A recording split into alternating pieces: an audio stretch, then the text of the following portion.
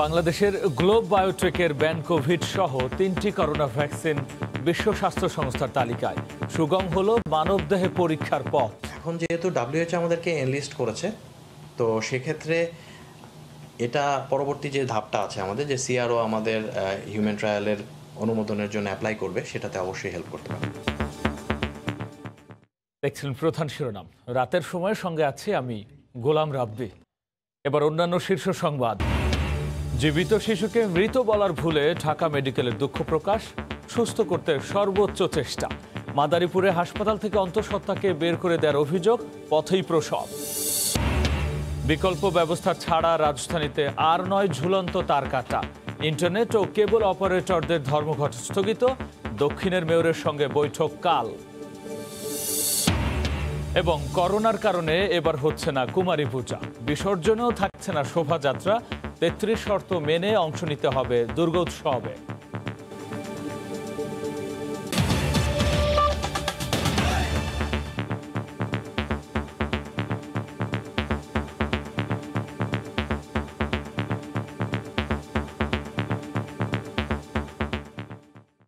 অবশেষে বিশ্ব স্বাস্থ্য সংস্থার স্বীকৃতি পেল কোভিড-19-এর বাংলাদেশের ভ্যাকসিন ব্যানকোভিড। শুক্রবার রাতে বিশ্ব স্বাস্থ্য সংস্থার ওয়েব পেজে ব্যানকোভিড ছাড়াও আরও 2টি ভ্যাকসিন তালিকাভুক্ত হয়। এর মধ্য দিয়ে সুগম হলো মানবদেহে পরীক্ষার পথ। শুধু নীতিগত অনুমোদনই নয়, এই স্বীকৃতি আন্তর্জাতিক বাজারেও নতুন সম্ভাবনা তৈরি করবে বলে মনে করছে গ্লোব বায়োটেক। অবশেষে মিলল সেই কাঙ্ক্ষিত স্বীকৃতি। 2 জুন সংবাদ সম্মেলনের পর দফায় দফায় বিশ্ব স্বাস্থ্য সংস্থার সঙ্গে যোগাযোগ করা হলেও বাংলাদেশে তৈরি প্রথম ভ্যাকসিন গ্লোব বায়োটেকের ব্যানকোভিডকে তালিকাভুক্ত করছিল না সংস্থাটি। এরই মধ্যে কেটে গেছে 4 মাস। অ্যানিমেল ট্রায়াল শেষে মানবদেহে প্রয়োগের প্রক্রিয়ায় ব্যানকোভিড। বিশ্ব স্বাস্থ্য সংস্থার বেশ কিছু শর্ত পূরণ করা হলেও তালিকায় উঠছিল না ব্যানকোভিডের নাম। ICDDRBকে CRO নিয়োগের 1 সপ্তাহের মধ্যে বাংলাদেশে তৈরি ভ্যাকসিনকে স্বীকৃতি দিল বিশ্ব স্বাস্থ্য সংস্থা। শুক্রবার রাতে প্রকাশিত সংস্থাটির ওয়েব পেজে করোনার ভ্যাকসিন হিসাবে ব্যানকোভিডকে অন্তর্ভুক্ত করা হয়। বিশ্বের অনেক দেশে যারা ভ্যাকসিন নিয়ে কাজ করতেছে তাদের দেখা গেছে তাদের নাম WHOর তালিকায় আছে, কিন্তু আমাদেরটা নাই। তখন তারা আমাদের কাছে কিছু তথ্যপত্র চাই, আমরা সেই তথ্যপত্রগুলো ওনাদেরকে আমরা জুলাই মাসের প্রথম দিকে দিয়ে দিই। তারপরে আমরা তাদের সাথে বিভিন্ন সময় যোগাযোগ করি। গতকাল রাতের বেলা আমরা দেখলাম যে তারা যে সর্বশেষ যে লিস্টটা আপডেট করে, সেখানে দেখলাম যে আমাদের 3টা ক্যান্ডিডেটই ওনাদের তালিকায় অন্তর্ভুক্ত হয়েছে। এই স্বীকৃতি মানবদেহে প্রয়োগে নীতিগত অনুমোদন পেতে এক ধাপ এগিয়ে রাখবে বলে দাবি গ্লোব কর্তৃপক্ষের। এছাড়া গ্লোব বলছে আন্তর্জাতিক বাজারেও এর মাধ্যমে ব্যানকোভিডের গ্রহণযোগ্যতা বাড়বে। এখন সারা পৃথিবীর মানুষ বাংলাদেশের কথা জানবে, বাংলাদেশের গ্লোব বায়োটেকের কথা জানবে এবং বাংলাদেশের ব্যানকোভিডের কথা জানবে। এটা পরবর্তী যে ধাপটা আছে আমাদের, যে CRO আমাদের হিউম্যান ট্রায়ালের অনুমোদনের জন্য অ্যাপ্লাই করবে, সেটাতে অবশ্যই হেল্প করতে পারে। আমাদের দেশে আমাদের হিউম্যান ট্রায়ালে যতটা না হেল্প করবে, আমরা যদি কখনো এরকম চাই যে বাইরে আমাদের হিউম্যান ট্রায়ালটা করতে হবে বা বাইরে আমরা আমাদের এই ভ্যাকসিনটাকে সেল করতে চাই, তখনও এটা কিন্তু আমাদেরকে হেল্প করবে। চমকপ্রদ খবর, ব্যানকোভিডের পাশাপাশি গ্লোব বায়োটেকের আরও 2টি ভ্যাকসিন ক্যান্ডিডেট তালিকাভুক্ত করেছে WHO, যা বর্তমানে অ্যানিমেল ট্রায়ালের পর্যায়ে রয়েছে। রাশেদ লিমন, সময় সংবাদ, ঢাকা। এদিকে আগামী বছরের ফেব্রুয়ারির মধ্যেই অক্সফোর্ডের 3 কোটি টিকা দেশে আসবে বলে জানিয়েছেন স্বাস্থ্য সচিব মোহাম্মদ আব্দুল মান্নান। এ লক্ষ্যে অর্থ বরাদ্দ সহ সরকারের সব প্রস্তুতি সম্পন্ন হয়েছে। দুপুরে কিশোরগঞ্জে এক মতবিনিময় সভায় তিনি এ আশার কথা শোনান। জানুয়ারি ফেব্রুয়ারিতে কিছু একটা হবে, আমরা আশা করছি 3 কোটি ভ্যাকসিন আমরা পাবো। অক্সফোর্ডের যে ভ্যাকসিন, কয়েকশো কোটি টাকা আমরা রেখেছি, সরকার রেভিনিউ খাত থেকে রেখেছি এবং বেশ কয়েকটি আন্তর্জাতিক প্রজেক্ট আমাদের আছে। অবশেষে দুঃখ প্রকাশ করলো ঢাকা মেডিকেল কর্তৃপক্ষ। জীবিত নবজাতককে মৃত বলা তাদের ভুল ছিল বলেও জানানো হয় প্রতিষ্ঠানের পক্ষ থেকে। তবে এবারে আর ভুল নয়, শিশুটির পরিচর্যায় সর্বোচ্চ চেষ্টা বলছে বলে জানানো হয়। এদিকে প্রাণ হারিয়ে ফেলা প্রাণপ্রিয় সন্তানটির নাম মরিয়ম রেখেছেন বাবা মা। কবর দেওয়ার সময় বেঁচে ফেরা নবজাতকটির নাম রাখা হয়েছে মরিয়ম। ঢাকা মেডিকেল কলেজ হাসপাতালে নিবিড় পরিচর্যা কেন্দ্রে চিকিৎসাধীন মরিয়মের শারীরিক অবস্থা উন্নতির পথে। বাচ্চা হাত পা নাড়াচ্ছে হালকা ভাবে, অক্সিজেন আছে তো গ্লাসের ঘরে আর কি।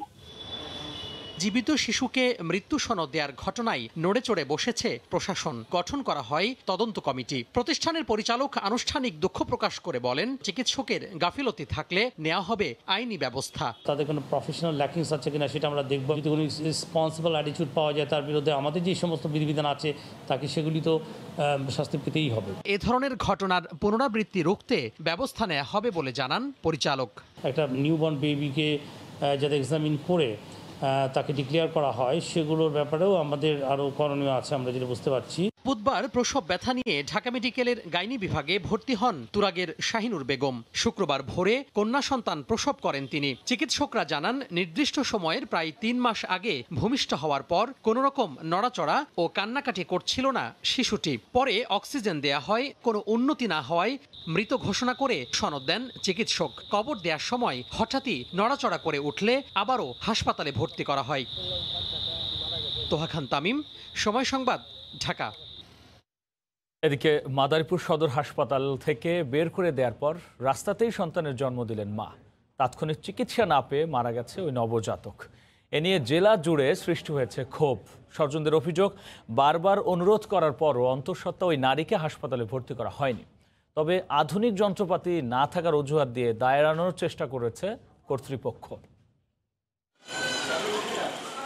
গত বুধবার সকালে মাদারীপুর সদর হাসপাতালে ভর্তি হন মহিষরচর এলাকার মামুন খানের প্রসূতি স্ত্রী আমেনা বেগম। শুক্রবার রাত 3টার দিকে প্রসব ব্যথা উঠলে এখানে চিকিৎসা সম্ভব না উল্লেখ করে কর্তব্যরত চিকিৎসক তাকে উন্নত চিকিৎসার জন্য ফরিদপুর মেডিকেলে রেফার করে। হাসপাতাল থেকে বের হবার সাথে সাথেই সড়কেই নবজাতকের জন্ম হয়। পরে পুনরায় নবজাতক ও মাকে সদর হাসপাতালে ভর্তি করা হয়। এক পর্যায়ে চিকিৎসকের পরামর্শে নবজাতকের জন্য প্রয়োজনীয় সব ওষুধ এনে দিলেও তা প্রয়োগ করতে দেরি করেন নার্স সুমা হালদার, এমন অভিযোগ স্বজনদের। পরে শনিবার সকাল 8টার দিকে নবজাতক মারা গেছে বলে স্বজনদের জানানো হয়। নার্সের বললাম কি, আগে আপনারা চিকিৎসা করেন, আগে ধরেন, ধরার পরে ভর্তি করলে কি কর মানে, কিন্তু নাস্তা করেন। নার্সের মানে জঘন্য খারাপ ব্যবহার করছে তারা। সারা রাত্র অনেকেই করছে এই জায়গায়, যা করছে এইভাবে যদি তারা করে আমরা কোথায় যাবো? তবে হাসপাতালের নার্সদের সুপারভাইজারের দাবি, নবজাতকের ওজন কম হওয়ায় ও প্রয়োজনীয় আধুনিক যন্ত্রপাতি না থাকার কারণে নবজাতকের মৃত্যু হয়েছে। সবচেয়ে বড় গ্যাপ আমাদের শিশু কনসালটেন্ট নেই। এমতো অবস্থা প্রাইমারি স্টেজে যে ট্রিটমেন্টটা দেওয়ার কথা ছিল এটাই আমাদের জন্য এনাফ। আর আমাদের হসপিটালে সেই অত লো বা ওয়েট বাচ্চা ম্যানেজ করার মতো কোনো যন্ত্রপাতি নাই। তবে সিভিল সার্জনের মুখপাত্র জানান, স্বজনদের কাছ থেকে লিখিত অভিযোগ পেলে তদন্ত করে দায়ীদের বিরুদ্ধে নেওয়া হবে ব্যবস্থা। এই ব্যাপারে যদি তাদের আত্মীয় স্বজন বা স্বজনরা কোনো দরখাস্ত আমাদের বরাবর করে থাকে, আমরা সেই ব্যাপারে প্রয়োজনীয় ব্যবস্থা অবশ্যই গ্রহণ করব। এ ব্যাপারে অভিযুক্ত নার্স সদর হাসপাতালে না থাকায় তার বক্তব্য পাওয়া যায়নি। গত 1 বছর ধরে সদর হাসপাতালে শিশু বিশেষজ্ঞ চিকিৎসকের পদ রয়েছে খালি। সময় সংবাদ, মাদারীপুর। বিকল্প ব্যবস্থা না করে আপাতত ঝুলন্ত তার কাটা হবে না সরকারের এমন আশ্বাসের পরিপ্রেক্ষিতে সারা দেশে ইন্টারনেট ও ডিশ সেবা বন্ধের আগামীকালের কর্মসূচি স্থগিত করেছে ইন্টারনেট ও কেবল টিভি সেবাদাতাদের সংগঠন। সন্ধ্যায় ভার্চুয়াল সংবাদ সম্মেলনে এই ঘোষণা দেন সেবাদাতারা। কাল নগর ভবনে দক্ষিণের মেয়রের সঙ্গে বৈঠকের পর পরবর্তী কর্মসূচি জানাবে ওই দুই সংগঠন। গত 5 আগস্ট থেকে ঢাকার 2 সিটি কর্পোরেশন কোনো আলোচনা ছাড়াই ঝুলন্ত তার অপসারণ শুরু করলে ইন্টারনেট নির্ভর শিক্ষা, ব্যবসা বাণিজ্য, ব্যাংক ও আর্থিক প্রতিষ্ঠানের সেবা ব্যাহত হয়। নানা আপত্তি সত্ত্বেও নগর জুড়ে তার কাটা অব্যাহত রাখে ঢাকা দক্ষিণ সিটি কর্পোরেশন। এতে ব্যাংকের এটিএম বুথে সেবা সহ প্রভাব পড়ে শেয়ার বাজারের লেনদেনে। ভোগান্তিতে পড়েন সাধারণ মানুষ। নিরুপায় হয়ে কঠোর অবস্থান নেয় সেবাদাতারা। সংকট সমাধানে 17 অক্টোবর পর্যন্ত সময় বেঁধে দিয়ে রোববার থেকে সারা দেশে বাসাবাড়ি, অফিস ও ব্যাংক সহ সব পর্যায়ে ইন্টারনেট ও কেবল সংযোগ 3 ঘন্টা বন্ধ রাখার কর্মসূচি দেয় কোয়াব ও আইএসপিএবি। অবশেষে সমঝোতায় আসতে কোয়াব ও ইন্টারনেট সার্ভিস প্রোভাইডারদের সঙ্গে ভার্চুয়াল বৈঠকে বসে সরকার। আপনারা অনুগ্রহ করে আপনাদের আগামীকাল যে কর্মসূচি আছে এই কর্মসূচিটা প্রত্যাহার করেন। বিষয়টা মাননীয় প্রধানমন্ত্রী পর্যন্ত নিয়ে যাচ্ছি। মন্ত্রীর এমন অনুরোধ ও আশ্বাসে ধর্মঘটের কর্মসূচি স্থগিত করেছে সংগঠন দুটি। আমি আপনাকে কেবল আপনাদের পক্ষ থেকে আশ্বস্ত করছি, আমরা ইনশাআল্লাহ আপনার কথা অনুযায়ী আমরা কালকের যে আমাদের অবস্থান যে ছিল, যে কালকের কর্মসূচিটা আমরা স্থগিত ঘোষণা করলাম। মাননীয় মেয়র মহোদয়ের সাথে আমাদের সাক্ষাৎ হবে এবং চলমান এই সমস্যা থেকে আমরা বের হয়ে আসবো। তবে বিদ্যমান অবকাঠামোয় সব তার একসঙ্গে অপসারণ করার যৌক্তিকতা পর্যালোচনায় সমন্বিত কমিটি গঠন সহ এনটিটিএন সেবার মূল্য নির্ধারণের দাবি জানিয়েছেন তারা। একটা সমন্বয় কমিটি করা এবং সরজমিনে যখন তদন্ত হবে তখন প্রকৃত তথ্যটা বের হয়ে আসবে যে আসলেই বাংলাদেশে কি এখন 100% ওভারহেড কেবল রিমুভ করার মতন কোনো ইনফ্রাস্ট্রাকচার কিংবা কোনো নেটওয়ার্ক তৈরি হয়েছে কিনা। এই সময় সারা দেশে কোথাও তার অপসারণ না করারও দাবি জানান সেবাদাতারা। তবে ডাক ও টেলিযোগাযোগ মন্ত্রী আশ্বস্ত করেছেন 2-1 দিনের মধ্যেই সমস্যার যৌক্তিক সমাধান হবে। হাজিরের শিউলি, সময় সংবাদ, ঢাকা। স্বাস্থ্য অধিদপ্তরের হিসেবে করোনা আক্রান্ত হয়ে দেশে আজ দুপুর পর্যন্ত 24 ঘন্টায় 23 জন মারা গেছেন। নতুন শনাক্ত হয়েছেন 1209 জন। এ নিয়ে দেশে মোট রোগীর সংখ্যা 3,87,295 জন।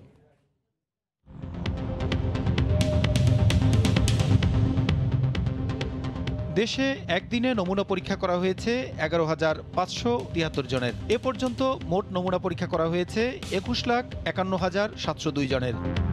24 ঘন্টায় নতুন করে 1,209 জনের দেহে করোনা শনাক্ত হয়েছে। এ নিয়ে মোট আক্রান্ত 3,87,295 জন। 24 ঘন্টায় মারা গেছেন 23 জন। এ পর্যন্ত করোনা আক্রান্ত হয়ে মারা গেলেন 5,646 জন। করোনা থেকে 24 ঘন্টায় সুস্থ হয়েছেন 1,560 জন। এ পর্যন্ত সুস্থ হয়েছেন 3,02,298 জন। এবার গণমানুষের অধিকার আদায়ের কথা বলে নতুন রাজনৈতিক দলের নামে সামাজিক যোগাযোগ মাধ্যমে দেশবাসীর কাছে গণচাঁদা চেয়েছে নূর রাশেদরা। বিষয়টি রাজনীতিতে একসময় ইতিবাচক হিসেবে দেখা হলেও এখন তা বেশিরভাগ ক্ষেত্রেই দলের নেতারা তাদের ব্যক্তিগত সুবিধা কাজে লাগায় বলে দাবি করেছেন শিক্ষক ও রাজনীতিকরা। তারা বলছেন ব্যাংক হিসেব ও মোবাইল ব্যাংকিং নম্বরগুলো ব্যক্তিগত নামে হয়, তা আরও সন্দেহের সৃষ্টি করেছে। এদিকে ছাত্র অধিকার পরিষদের কেন্দ্রীয় নেতাদের স্বেচ্ছাচারিতার প্রতিবাদে কার্যক্রম স্থগিত করে 21টি ইউনিট। শুক্রবার সামাজিক যোগাযোগ মাধ্যমে ডাকসুর সাবেক ভিপি নুরুল হক নূর ও ছাত্র অধিকার পরিষদের আহ্বায়ক রাশেদ খানের ফেসবুক অ্যাকাউন্ট থেকে গণচাঁদা চেয়ে একটি স্ট্যাটাস ও লিফলেট প্রকাশ করা হয়। সেখানে তারা তাদের নতুন রাজনৈতিক দল পরিচালনার জন্য সাধারণ মানুষের কাছে সাহায্য চেয়ে 8টি মোবাইল ব্যাংকিং নম্বর ও একটি ব্যক্তি নামে ব্যাংক অ্যাকাউন্ট নম্বর প্রকাশ করেন।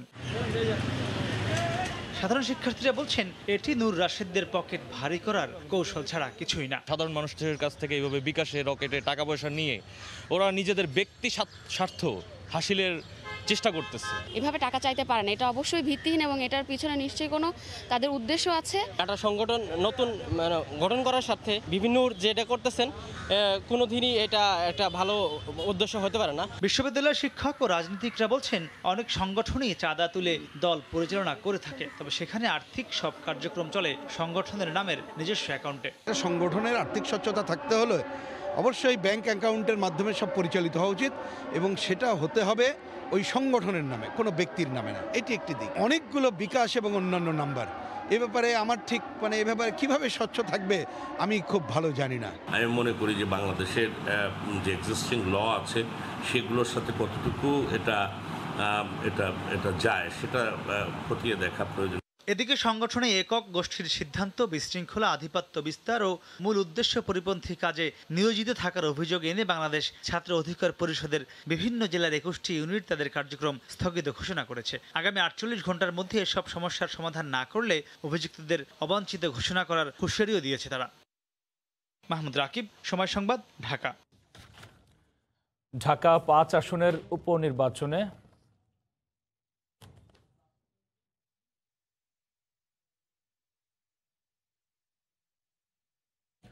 নওগাঁ 6 সংসদীয় আসনের উপনির্বাচনে বিপুল ভোটের ব্যবধানে জয়ী হয়েছেন ক্ষমতাসীন আওয়ামী লীগের প্রার্থী আনোয়ার হোসেন হেলাল।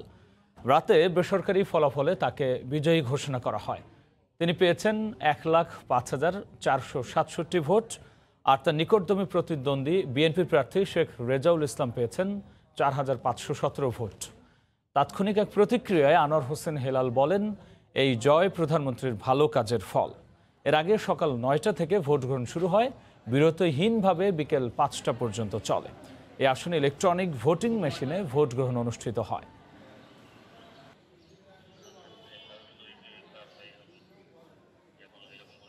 করোনার কারণে সীমিত দুর্গাপূজার আনুষ্ঠানিকতা। থাকছে না অষ্টমীর কুমারী পূজা সহ বিজয়া শোভাযাত্রা।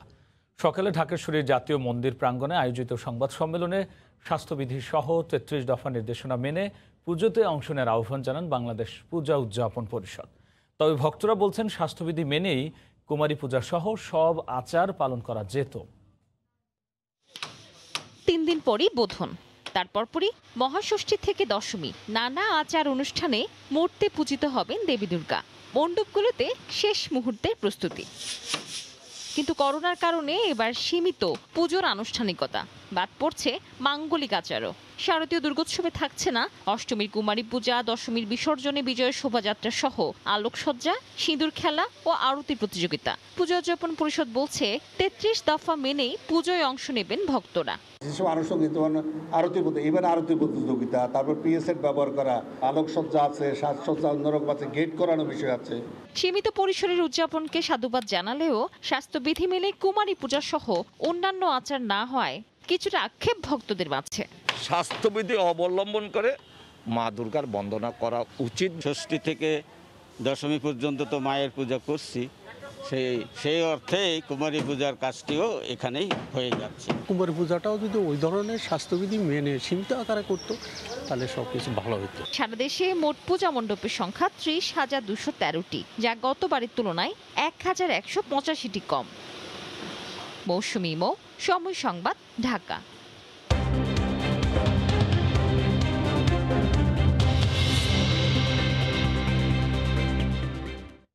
সরকারি সিদ্ধান্তে তোয়াক্কা না করে রাজধানীর কাঁচা বাজারে বাড়তি দামেই বিক্রি হচ্ছে আলু।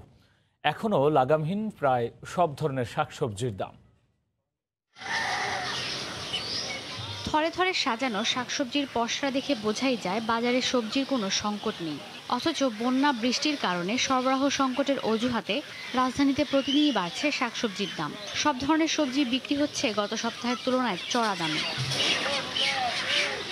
সরকারি নির্দেশনার না মেনেই ৫০ থেকে ৫৫ টাকা কেজি দরে বিক্রি হচ্ছে আলু। ব্যবসায়ীরা বলছেন নতুন মৌসুমের সবজি আসার আগে নিয়ন্ত্রণে আসবে না বাজার। তাদের অভিযোগ আড়তদারদের সিন্ডিকেটের কারণে বাজার অতিরিক্ত চড়া। আপনার যে জায়গায় সবজি আসে 4 গাড়ি, এই জায়গায় ওরা 2 গাড়ি নিয়ে আসে আর 2 গাড়ি স্টকে রাখে। ওরাই সিন্ডিকেট করে প্রতি পার কেজিতে 10 টাকা 20 টাকা করে বেশি রাখতেছে। গাছগাছলা অনেক জায়গায় নষ্ট হয়ে গেছে, তার জন্য সবজির দাম নিয়ন্ত্রণে আসতেছে না, কম হইতেছে ফসলটা। এদিকে আয়ের সাথে সামঞ্জস্য রেখে বাজার করতে পারছেন না ক্রেতারা, তাই বাজারের পরিমাণ আর খাবারের চাহিদা কমিয়ে আনতে হচ্ছে। আবারও তাদের আহ্বান খুচরা ও পাইকারি বাজারে সমন্বিত তদারকির। প্রত্যেক মাসে একই পরিমাণ বেতন পাই, তো বাজারে আসলে দেখা যায় যে সব জিনিসের দাম প্রতিদিনই কিছু না কিছু বাড়ছে। করোনাকালীন সময়ে অর্থনীতি পুরোপুরি সচল না হওয়ায় ক্রেতাদের জিম্মি করে অতিরিক্ত মুনাফা না করারও আহ্বান জানিয়েছেন ক্রেতারা। ঈশিতা ব্রহ্ম, সময় সংবাদ, ঢাকা। এক ট্যাবলেটেই জলাশয়ে 3 মাস ধরে নিধন করবে মশার লার্ভা। ঢাকা উত্তর সিটি কর্পোরেশন ব্যবহার করছে যুক্তরাজ্য থেকে আনা এমন ওষুধ। পানিতে লার্ভা নিধনে কাজ করবে এই ওষুধ, তবে তা অন্য জলজ প্রাণীর ক্ষতির কারণ হবে না। তবে ব্যাপক পরিসরে প্রয়োগের আগে একটি পাইলট প্রকল্প পরিচালনার পরামর্শ কীটতত্ত্ববিদদের। মসকিটন বলা হয় চতুর্থ প্রজন্মের কীটনাশক। এটি যেসব জলাশয়ে মশার প্রজনন ক্ষেত্র, সেখানে একটি মসকিটন ট্যাবলেট ফেলে দিলে তা লার্ভা অকার্যকর করতে 90 দিন পর্যন্ত কাজ করবে। প্রতি 10 লিটার পানিতে একটি ওষুধ। আবার বড় জলাশয়ে লাঠির মাথায় বেঁধে প্রতি 10 ফুট অন্তর ডুবিয়ে রাখতে হবে। লার্ভিসাইডে তো মেশিন লাগে, মেশিনটা মাঝে মধ্যে নষ্ট হয়ে যায়, কিন্তু এইটার ক্ষেত্রে এই ধরনের অজুহাত বা এই ধরনের কোনো কার্যকর করার বলার সুযোগ নেই। উত্তর সিটি কর্পোরেশন বলছে এই কীটনাশক কেবল লার্ভার উপরের আবরণ সিটিন ভেঙে দিবে। বিভিন্ন পর্যায়ে আমরা এটাকে ট্রায়াল করেছি। পানিতে যে লার্ভাগুলি থাকে ওইটার মধ্যে সিটিন বলে একটা এলিমেন্ট থাকে, ওইটার উপরে এটা কার্যকর হয়, যার জন্যে এটা অন্য আর কারো উপরে কোনো কাজ নেই। কীটতত্ত্ববিদরা বলছেন সরাসরি ব্যবহারের আগে পরীক্ষামূলক ব্যবহারের প্রয়োজন ছিল। এত টাকার জিনিসপত্র নিয়ে এসে যদি অলরেডি আমরা নিয়ে চলে আসি, এটা যদি আমাদের মশার এগেনস্টে কার্যকরী না হয়, আমার মনে হয় সেটা ঠিক হবে না।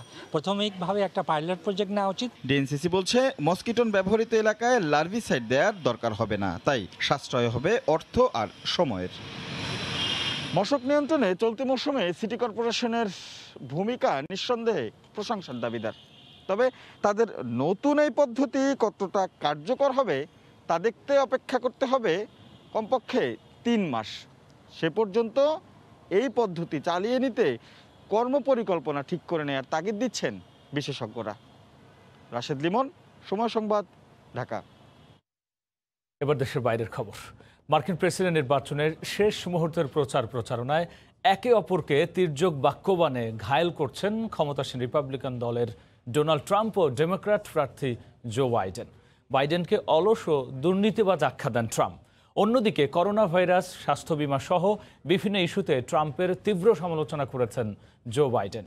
এর মধ্যেই ৩রা নভেম্বর নির্বাচনের আগেই রেকর্ড সংখ্যক মার্কিনী আগাম ভোট দিয়েছেন।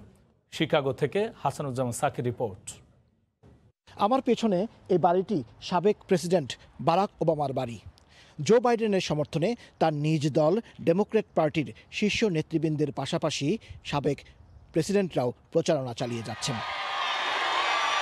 জো বাইডেনের পক্ষে সাবেক প্রেসিডেন্ট বারাক ওবামা প্রচারণা শুরু করায় বেজায় চটেছেন president Donald Trump. Republican president বলেন বাইডেনকে কোনোভাবেই সাহায্য করতে পারবেন না ওবামা, যেমনটি পারেননি 2016 সালে হিলারি ক্লিন্টনকেও।